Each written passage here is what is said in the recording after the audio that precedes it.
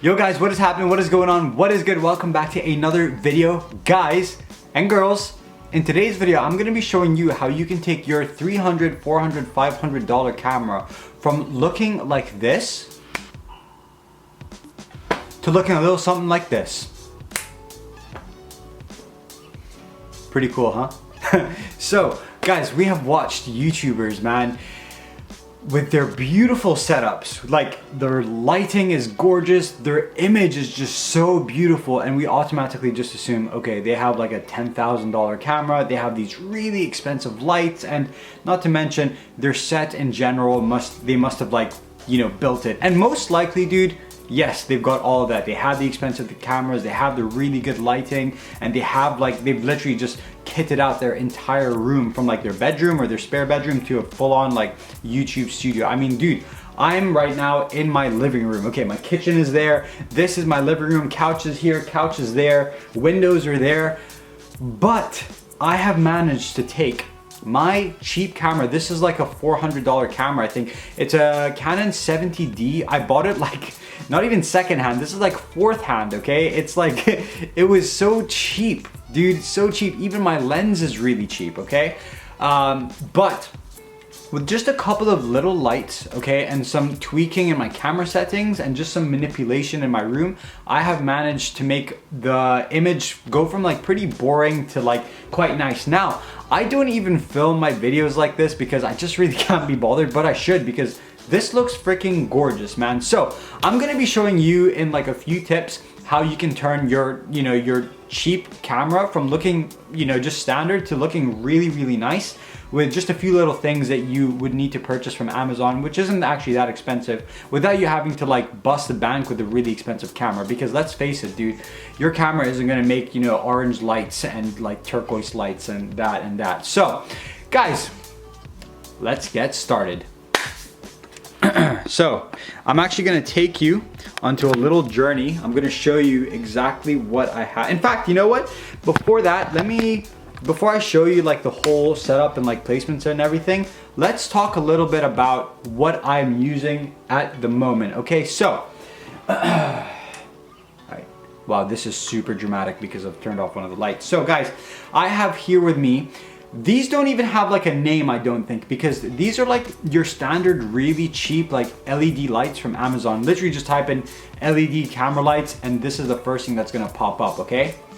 So I purchased 4 of these. I can't really remember how much they cost, but they weren't that expensive. So this comes, it's like a set of 2 and it comes with a stand. I'll show you. This light here is on a stand right now. So these are pretty awesome. They come with a white diffuser. So this is very, very important because it takes it from like a super harsh light to a nice kind of diffused light. It's a lot more softer, which is generally what you want, okay? Also comes with this battery, so you don't actually have to buy like AAA batteries. You can just charge these up. It comes with a charger as well. So what have I done here? I have 4 lights. This is the first one. So this is your key light. So what a key light means is that it is going to be your main light on your face. So this at the moment is hitting this side of my face right here, giving this side a lot of shadow, which I actually don't really mind because it looks super dramatic, but there's a bit too much of like a cutoff here. So what I'm going to do now is I've got one light on there. As we can see, that's on a tripod, like so. Let's get this back to how it was before. Now we're going to turn this one on, and I'm actually just going to leave it on this couch, which we can see right here. Okay, so do you see the difference? Whoa, damn, look at that. So we kind of want this to just hit my face a little bit so that we still get a bit of light, but not the entire, look, we don't want that. Because then that's just too much, right? So what we're gonna do is, that's too dark, and then we're going to just kind of maybe shift it around to where it, you know, hits my face just a little bit. So that's real nice there. So it's giving my face here a bit of light, and then it's giving this a bit of shadow, right? So we've got 1 light, we have 2 lights there. So I'm gonna show you the difference now. In fact, hold on. This here is the 3rd light. So as we can see, turn that off.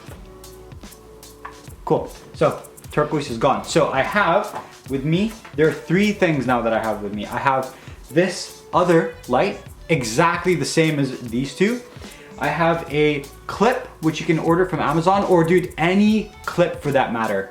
Literally any clip that you find hanging, even like a you know, the clip for your clothes when you're hanging them to dry, you can use that. And I have these colored gels. So I had to buy these separately, but they're so cheap. I bought like a set of 2. So I've got blue, and I've got like this kind of orangey, this green type of colored gel, and I put them 2 together, and then you get a turquoise colored color.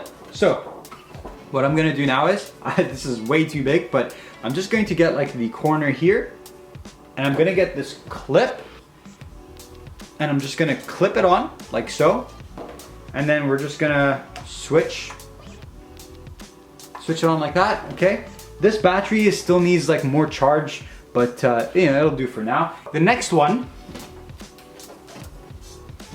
is the exact same, whoa, but we have this time an orange light. The orange is actually a lot more powerful than the blue. I think that'll happen. But what I've done here is I've taken multiple colored gels. So I've got a purple gel, I have a orange, and then I have a yellow, and all together it gives me like the nice type of orange that I want, because before the orange was a bit too weak. So all we do, once again, put that on top, and we clip it on, and we just place it somewhere in the background.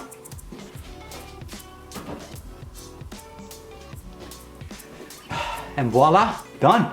Hold on, let's just fix this up a little bit. Yeah, cool. So why do we have the lights in the background? It adds depth. If there was no lights in the background, it would pretty much just be this light, and it's just gonna be super boring. But by adding a bit more depth, we have like a nice background, and also not to mention the color. The color is freaking beautiful, okay? Let me show you actually all the colored gels so you can see what all these colors are. Everything, by the way, is linked below, lights and these gels, but these gels came in a case like this, and you have multiple colors that you can pick. I really like the blue and orange just because it's like, if you ever watch like a Hollywood film, especially like action films, it's always blue and orange, pretty much, or it'll be like green and yellow, but for the most part, it's orange and blue and orange. So these colors, there's multiple colors, you know, and if you mix them, you'll get different types of colors as well. We have purple, we have yellow, we have red. I'm not a huge fan of red. I think red is a bit too harsh, and it just doesn't come out like nicely when, you know, the video is edited and compressed and everything. So I kind of avoid red as much as possible. So this is pretty much it for lighting. So 1, 2, 3, 4, and they're all like those cheap Amazon lights, man. The cheap like LCD LED lights. I keep getting them mixed up. So that is the first thing done. The second thing that I've done is I have turned, like, I've literally tried to black out this room as much as possible. So let me show you. So as we can see here, that window is covered, this window is covered, this window is covered, this window is covered. There's nothing in the back to bring in any light. So this room now is fully controlled with these lights rather than any natural light. So the third thing is our camera settings. So the first thing that you want to do is make sure that you are filming at 24 frames per second. This is like the most cinematic like frame rate. Anything higher, it's just gonna be too much. Unless you're shooting slow motion, I would honestly like advise you to just shoot at 24 frames per second. This also means that your shutter will have to be 1/50th of a second, which is actually a good thing. So basically, if whatever your frame rate is, you have to double that in your shutter speed in order for you to kind of like, you know, match the frames to the shutter speed. So filming at 24 frames per second means you can bring your shutter speed to 1/50th of a second. This is a good thing because it lets your basically there's more light that can come into the lens, which means you won't be getting grain. So like, you know, like when your ISO is way too high, you start getting like all these like artifacts in your image. You do not want that, okay? disgusting. And the reason why you're getting that is because if you're filming at a high frame rate, your shutter speed is gonna end up being like pretty high as well, which darkens the image, which means you're probably gonna be cranking that ISO up, and that's how you bring in the artifacts, the noise. So next up, what you want to do is mess around with your f-stop. Now, I would advise to have a lens that can open up pretty wide, meaning like f2.8, f1.8. They are expensive though, okay? And this whole video is, you know, basically like balling on a budget. So I've got a pretty cheap wide angle lens. I can film at f4.5 minimum, so it's not really that shallow depth of field, which is fine. F4.5 does exactly what I wanted to do, and it's, you know, the lens is really wide, so it's picking up the blue lights, the orange lights. Next up, your ISO. You want to keep your ISO as low as possible. So my ISO right now is at ISO 800, which I would say is probably the max that you can go. I would even say try and get your ISO to maybe 600 or 400 max.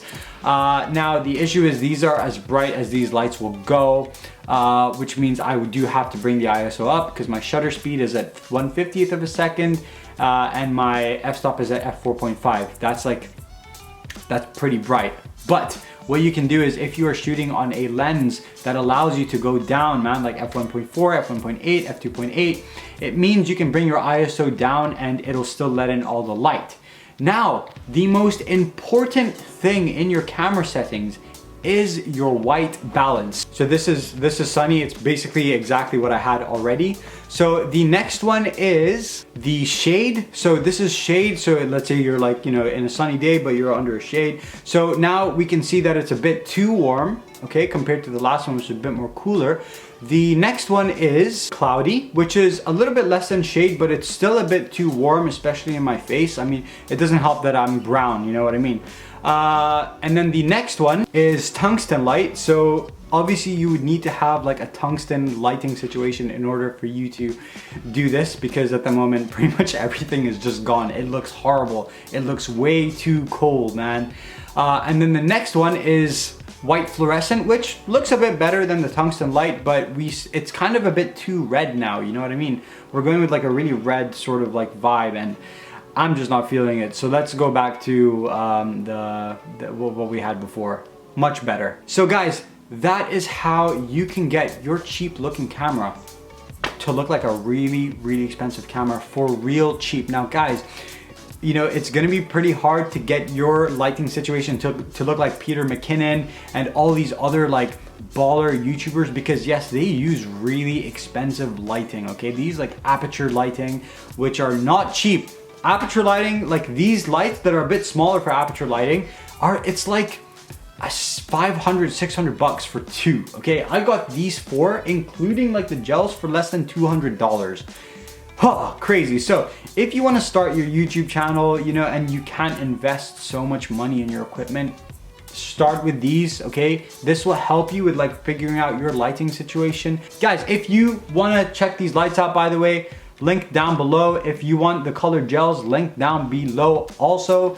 If you are wanting to buy my presets for my photos, which you can find on my Instagram, go check the presets in the description down below. Comment, like, if you have any tips, by the way, where I can improve the lighting situation with these cheap lights, then please do so as well. That would be greatly appreciated. But guys, that is it for me. I hope you enjoyed this video, and please, I beg of you guys, don't come at me with the, oh, you know, these lights, this lighting setup sucks. I'm using these lights that are like, honestly, 100 pounds. They're really, really cheap. So obviously they're not gonna look as good as like the really expensive cameras, but the really expensive lights. But to be honest, it's a lot better than, you know, what we had before. So thank you very much for watching. I appreciate it. Have a great day. Peace.